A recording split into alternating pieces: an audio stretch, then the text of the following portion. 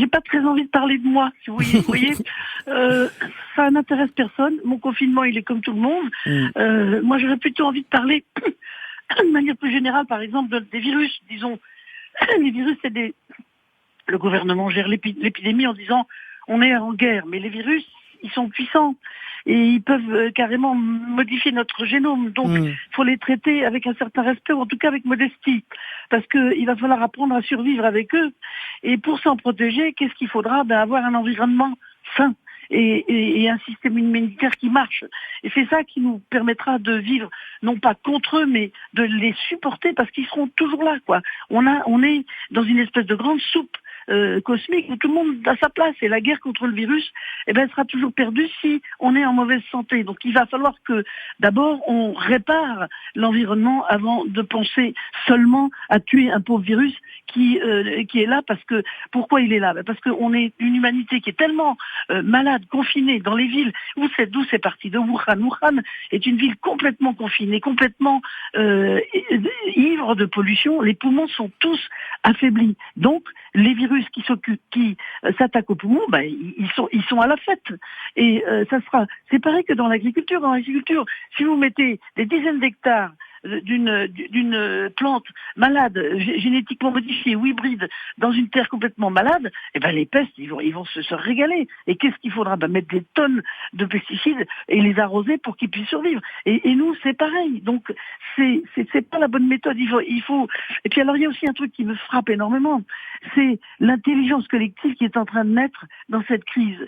Les Français, ils ont établi des rites de remerciements massifs qui sont suivis c'est des très beaux gestes politiques, et ça prolonge les grèves contre la réforme et l'action des Gilets jaunes. Ils crient haut et fort qu'est-ce qui est important dans nos vies. Parce qu'on vit dans un pays où ceux qui assurent les fonctions essentielles, qui font tenir debout la société, sont sous-payés, méprisés. Je parle des aides-soignantes, des infirmières, des infirmiers, des médecins qui travaillent dans les hôpitaux publics, les personnels des écoles, le personnel des écoles, les instituts, les profs, les chercheurs, tous ceux-là, ils touchent des salaires de misère, tandis qu'il y a des jeunes crétins arrogants qui sont payés des millions d'euros par mois pour mettre un ballon dans un filet. Vous voyez? Donc ça va pas, quoi.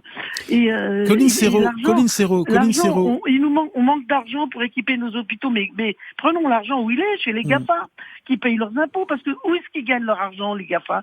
Avec un pays qui a des infrastructures, des routes, de l'électricité, des trains, etc.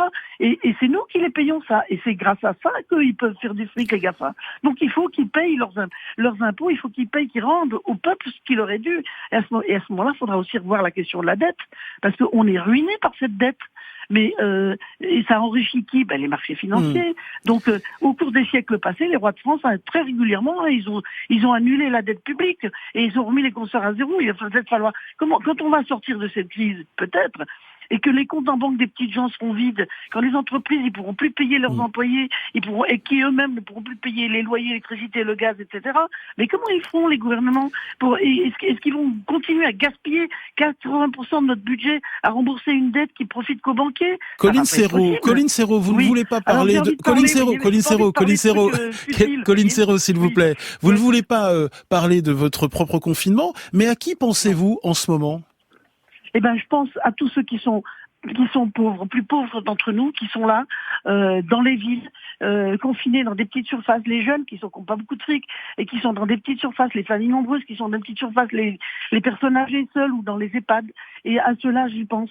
Et je pense à cette incurie qui a fait qu'on a démantelé le système des hôpitaux, qu'on a depuis des décennies, les gouvernants s'acharnent à démanteler nos hôpitaux et à sous-payer les gens. Alors que c'est ça, les vraies valeurs. Les vraies valeurs, elles sont là. Et c'est à eux que je pense, et c'est que à eux que je pense.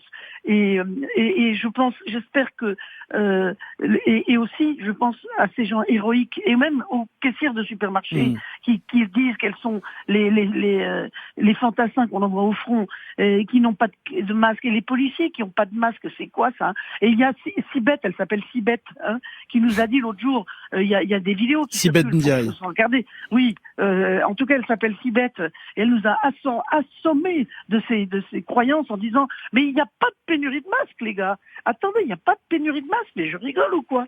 Alors après il y a la culture, évidemment, parce que la culture La grande culture, elle est en train de se faire là en ce moment. C'est magnifique. Parce que qu'est-ce qu'il y a de pire qu'un confinement pour communiquer? Eh bien pourtant, les Italiens chantent au balcon. Il y a des policiers qui offrent des sérénades à des villageois pour les réconforter. À Paris, des rues entières organisent des concerts du soir, des lectures, des poèmes, des manifestations de gratitude. Et c'est ça la vraie culture, la belle, la grande culture dont le monde a besoin. Juste des voix qui chantent pour juguler la solitude. Et c'est le contraire de la culture des officines gouvernementales qui sont jamais préoccupées d'assouvir les besoins des populations, de leur offrir ce dont elles ont vraiment besoin pour vivre. Mais ils ont eu de cesse de conforter les élites, de mépriser toute manifestation culturelle qui plairait au bas peuple. Et en ce sens, l'annulation du Festival de Cannes, c'est une super bonne nouvelle. Parce qu'après l'explosion en plein vol des Césars, manipulés depuis des années par une mafia au fonctionnement opaque et antidémocratique, après les scandales des abus sexuels dans le cinéma, dont seulement une infime partie a été dévoilée, le Festival de Cannes, il va lui aussi devoir faire des révisions déchirantes et se réinventer. Ce Festival de Cannes qui déconne, ou Festival déconne, complice d'un système rongé par la phallocratie, par la corruption de l'industrie du luxe, où l'on expose complaisamment de la chair fraîche piquée sur des échasses, pauvres femmes porte-manteaux manipulées par les marques, humiliées, angoissées à l'idée de ne pas assez plaire aux vieillards, au bras desquels elles sont accrochées comme des trophées ce festival. Mais venez-y, en jean troué, en basket les filles, car c'est votre talent, vos qualités d'artiste qu'il faut y célébrer, et non pas faire la course à qui sera la plus à poil, la plus pute. Enfin, pour finir, je veux simplement dire que je voudrais vraiment adresser une parole de compassion aux nombreux malades et à leurs proches et leur dire que du fin fond de nos maisons ou nos appartements enfermés que nous sommes, nous ne cessons de penser à eux, de leur souhaiter de se rétablir. Je ne suis pas croyante. Les prières m'ont toujours fait rire, mais voilà que je me prends à prier pour que tous ces gens guérissent. Et cette prière ne remplacera jamais les soins à l'hôpital, le dévouement héroïque des soignants et une politique sanitaire digne de ce nom. Mais c'est tout ce que je peux faire, alors je le fais. Merci. En espérant que les ondes transporteront mon message, nos messages, d'amour et d'espoir à ceux qui en ont vraiment besoin.